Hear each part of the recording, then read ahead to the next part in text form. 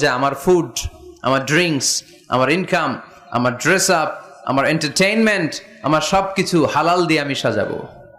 আমার জীবনটাকে আমি হালাল দিয়ে সাজাবো। রাজি আছি না নাই?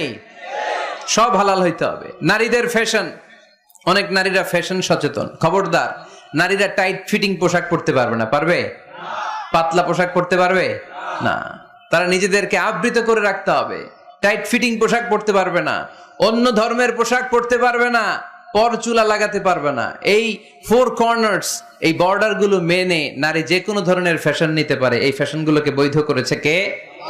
এজন্য রাব্বুল আলামিন বলেন, ইয়া আইয়ুহান নাসু কুলু মিম্মা ফিল আরদি হালালান তাইয়্যিবা ওয়া লা তাত্তাবিউ খুতুওয়াতিশ শাইতান ইন্নাহু লাকুম আদুউম মুবিন। সুবহানাল্লাহ।